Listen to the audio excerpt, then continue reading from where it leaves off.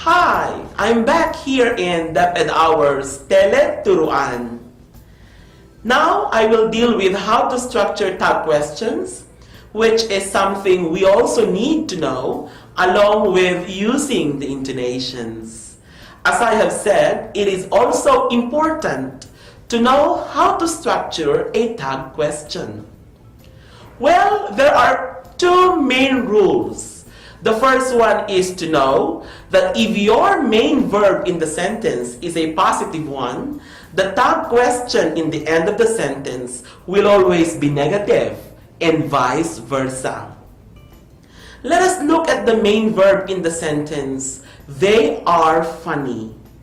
The main verb is are, and are is a form of be verb.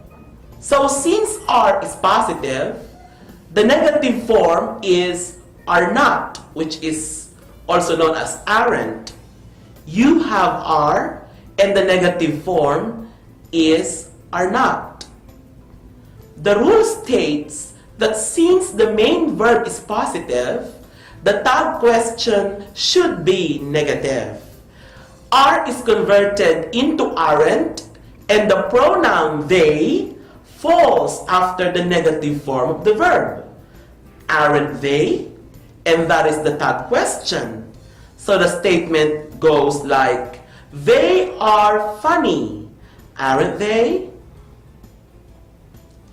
We have now something like, he did not finish his output. This is another case. We have got a negative verb. Did not is negative.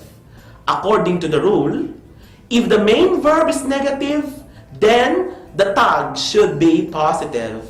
With this, did not is now converted to did, which is the positive form of did not.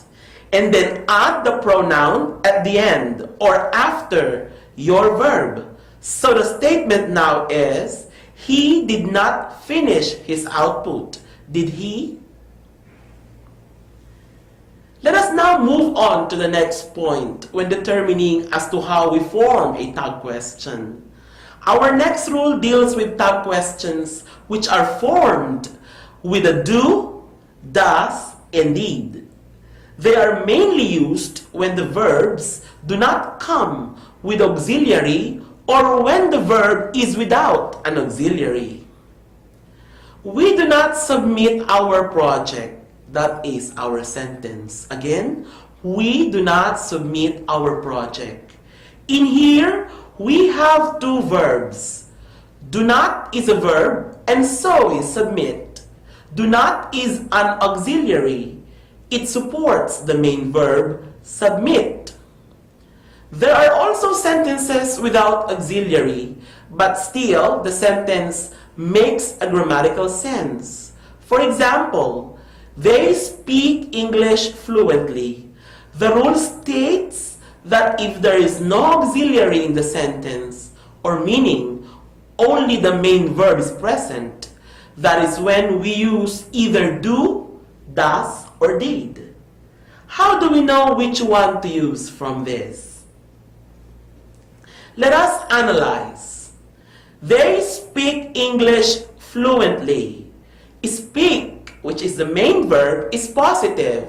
So when I say, they speak English, I am referring to doing something.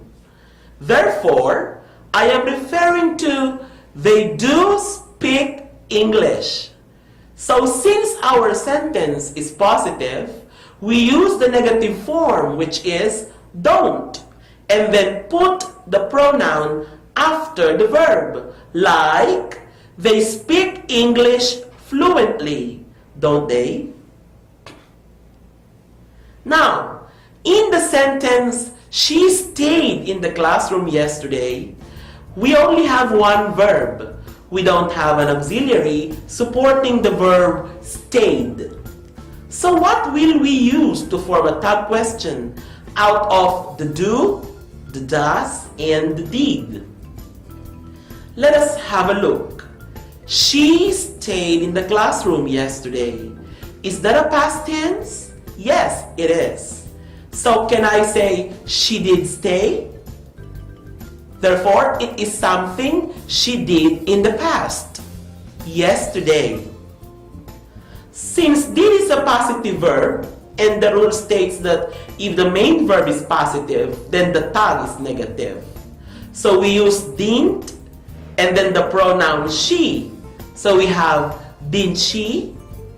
We say she stayed in the room yesterday, didn't she? Well, we don't say does stay, nor did stay.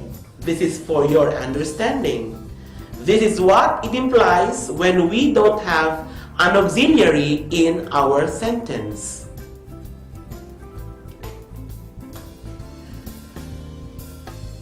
Any questions? There being none, it is your turn to do the activity. Supply the correct tag question to each of the following sentences. 1. She sang the song beautifully. 2. Romulo does not care. 3. There are no stars tonight. 4. They are crying out loud. And 5. He speaks Spanish. Well, that brings me to the end of the lesson on tag questions.